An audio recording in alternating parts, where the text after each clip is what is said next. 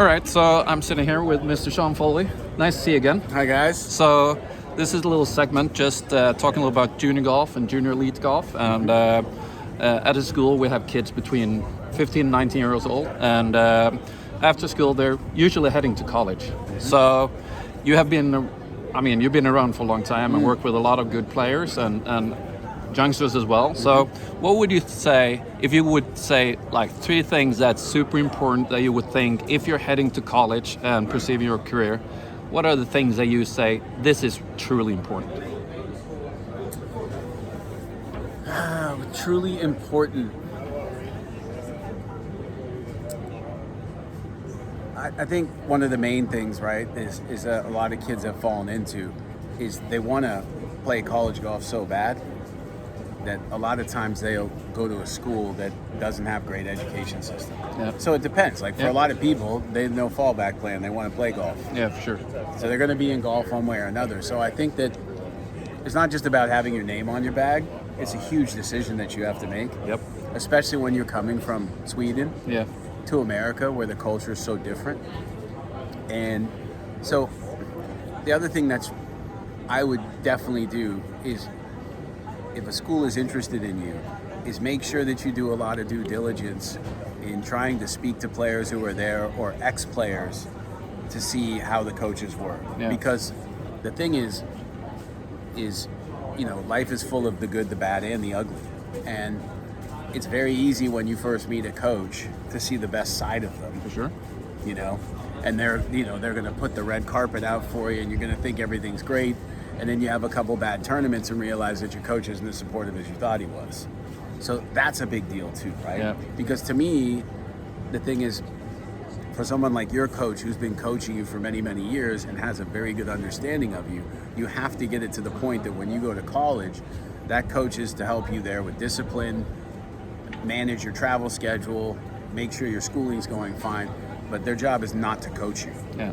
Yeah. And that's I've struggled there. Yeah, I've had sure. some many issues with Yeah. that. Yeah.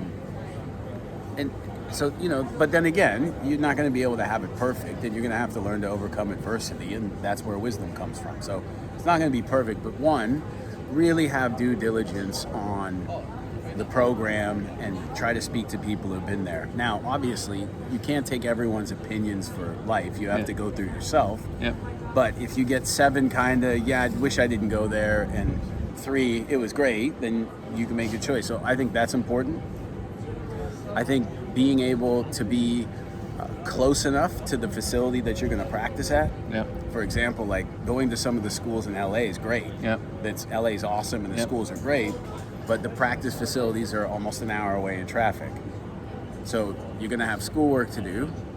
And I guess with your guys' education system, it wouldn't be overly difficult. But schoolwork to do, all that time you're spending in traffic is just basically technically time you're not able to practice or do your schoolwork. Yeah, for sure. So to me, that would be a big deal. Yeah. I think the golf courses that you're able to play is really important. Yeah. Because I think you're only as good as your environment.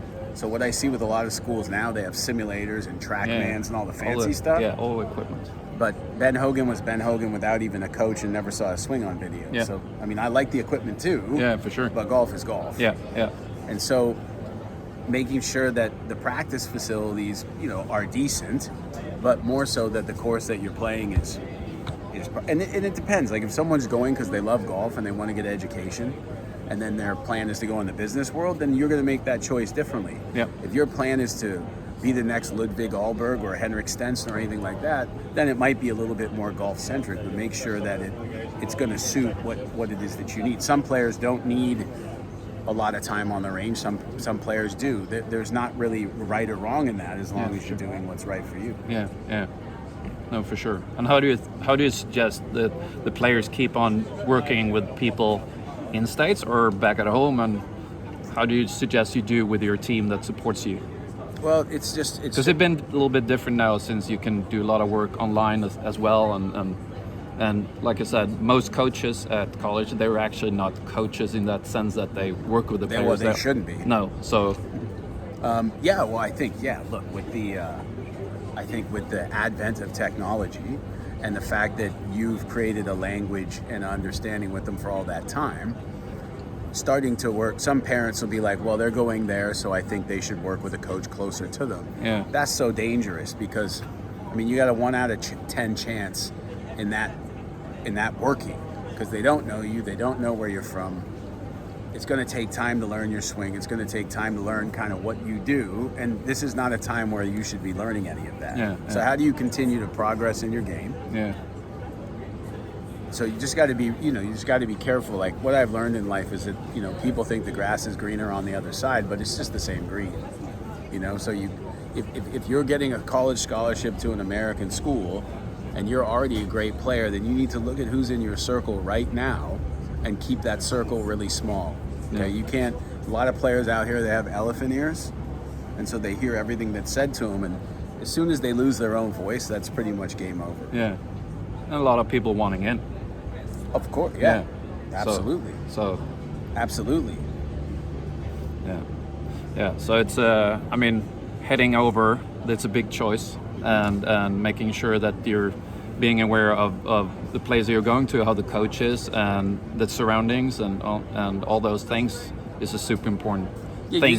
We see kids in the states, right? And it's also driven by their parents, right? Yeah. They want a golf scholarship. Yeah. And they want their name on the bag. And their parents want to be telling people, oh, they got a golf scholarship.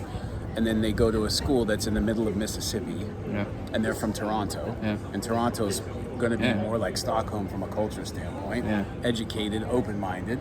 And now you're in Mississippi where they still hang people. Yeah. And it's just not, it's a terrible fit. Yeah. But you got your name on your bag, so good for you. Yeah. It's not about that, right? Yeah. Like it's a decision that you got to make, a super important decision that you have to make. So you have to do it for the right reasons. Yeah. Yeah, for sure.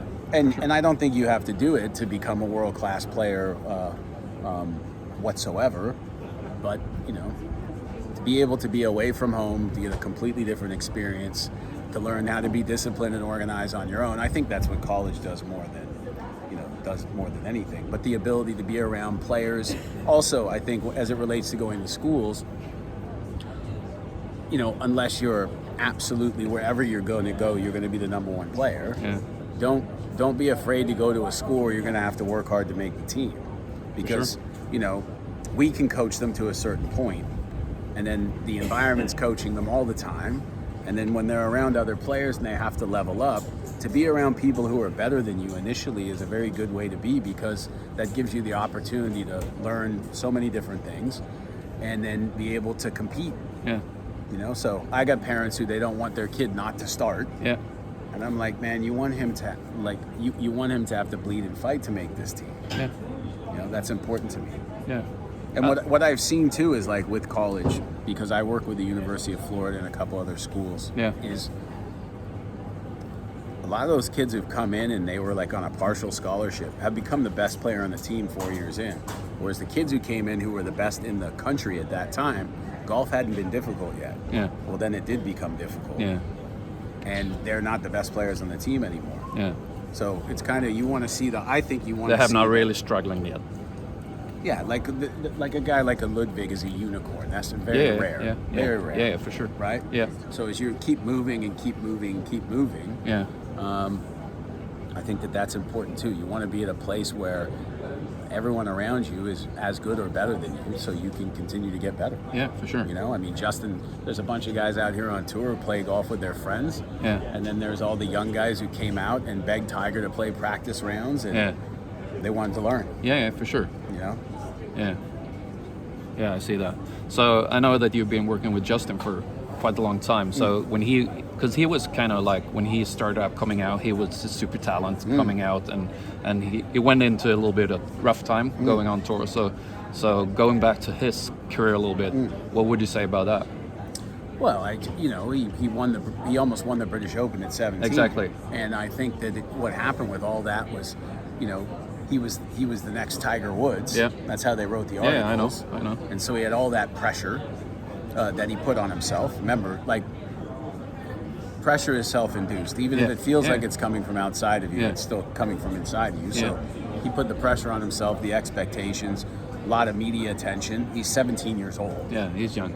young. He That's was, yeah, I for still sure. think 30's young. Yeah, for sure. You know what I mean? Yeah. Like if I talk to a 30-year-old Sean Foley, it's going to be a little bit of Well, the no laying up guys, they think Ludwig is old and he's 23. They're always saying he's old guy.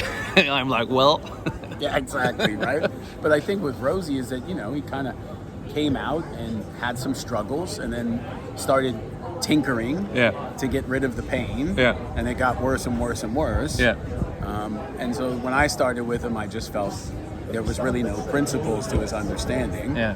And so we spent 12 years trying to really build a blueprint that kind of became what he did, but you have to go through it to get to it. But was it both physical understanding or more? Yeah, everything. Yeah. Oh yeah, the totally. The whole Yeah, picture.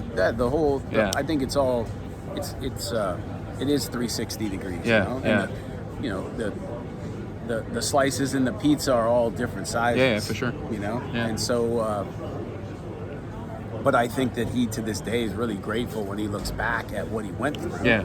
Because it helped him. It helped point his compass in the right direction. Yeah. When he was going through it, he probably hated it. Yeah. But now he can look back on it and go, I'm actually fortunate that Exactly. happened. It probably helped him. Right. Yeah. So remember, like if you're playing good or you're playing bad, Yeah. at some point both of them are going to flip. Yeah, for and sure. that's just golf, Yeah, right? yeah, We're the ones who have decided to try and sling a object around us with a flat surface and then hit an object that's round off of a ground that's not even and wonder why it's so difficult. It's like, right? We have chosen a life of suffering and we need to deal with it. Yeah, for sure.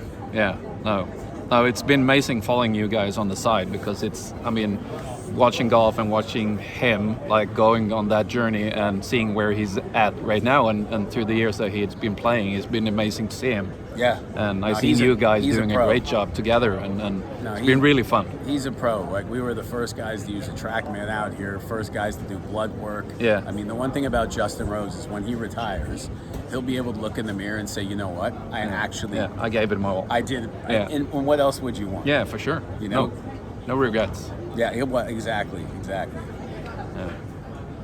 All right, great talking to you. Thank you for a little sit down. And you guys are all fortunate to be working with this man. So just keep working and realize when you have a problem, it's normally a me problem, anyways. Well, it's usually me problem with all of us. So it's kind of like it always goes back to yourself. So it does. All right, great. Thank you. You bet. Thank you.